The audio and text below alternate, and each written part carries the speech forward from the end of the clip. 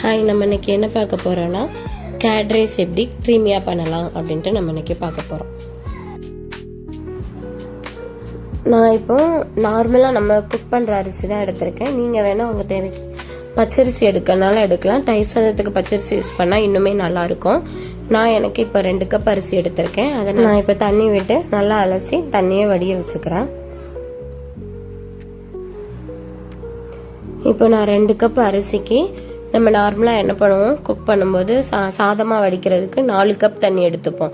ஆனால் நான் தயிர் சாதம் எனக்கு நல்லா குழஞ்ச மாதிரி வேணுங்கிறதால என்ன பண்ண போகிறேன், 2 கப்புக்கு நான் 7 கப்பு தண்ணியாக எடுத்துக்க போகிறேன்.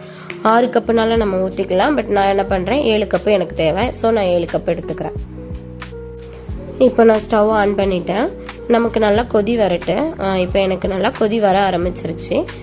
நல்லா கொதி வந்ததும் குக்கரை க்ளோஸ் பண்ணி விசில் வச்சு சிம்மில் வச்சிடலாம். நம்ம கரெக்டாக 15 to 20 மினிட்ஸ் ஃபுல் சிம்மில் வைக்கணும். அரிசி நல்லா கொதிக்க ஆரம்பிச்சதுக்கு அப்புறமா தான் குக்கரை க்ளோஸ் பண்ணணும்.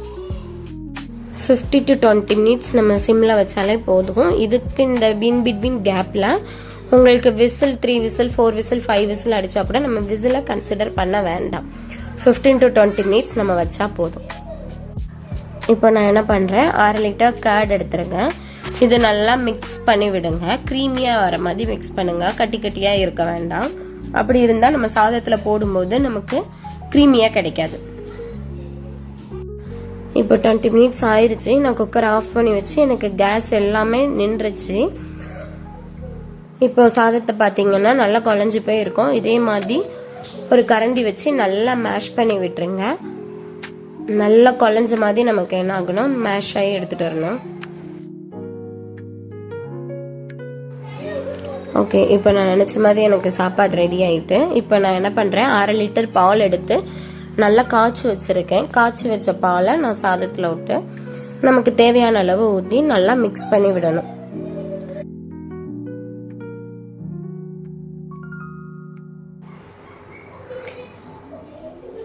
இப்போ நான் கேட் ஆட் பண்ணிக்கிறேன். 1/2 லிட்டர் வச்சிருந்தேன். நான் என் தேவைக்கு ஏற்ற மாதிரி கொஞ்சம் கொஞ்சமா போட்டு நான் ஆட் பண்ணிக்கிறேன்.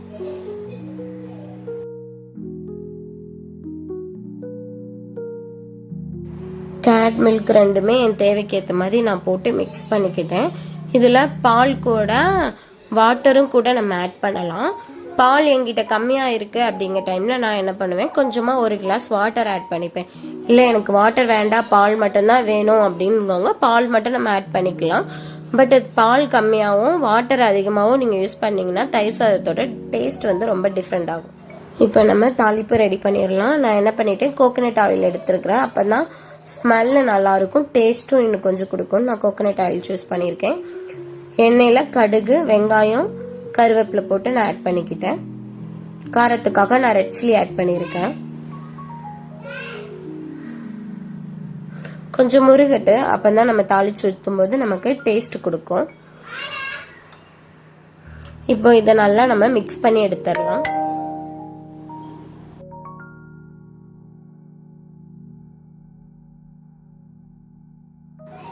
இப்போ கொஞ்சம் கெட்டியா இருக்க மாதிரி இருந்துச்சுன்னா தாளிச்சு ஊத்துனதுக்கு அப்புறமா கூட நம்ம பால் ஆட் பண்ணிக்கலாம். அது ஒன்றும் தப்பு இல்லை.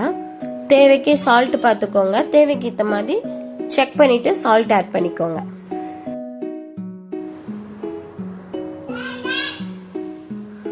மேல கருவேப்பிலை தூவி பொமக்ரானேட் உங்களுக்கு வேணும்னா ஆட் பண்ணிக்கோங்க. இல்லைன்னா தேவையில்லைன்னா விட்டுருங்க. இது கூட சேர்த்து கிரேப்ஸ் கூட ஆட் பண்ணிக்கலாம். உங்களுக்கு என்ன ஃப்ரூட்ஸ் பிடிக்குமோ அந்த ஃப்ரூட்ஸை நீங்க ஆட் பண்ணி சாப்பிட்டுக்கலாம். இந்த வீடியோ உங்களுக்கு பிடிச்சிருந்தா லைக் பண்ணி, ஷேர் பண்ணி, சப்ஸ்கிரைப் பண்ணிடுங்க.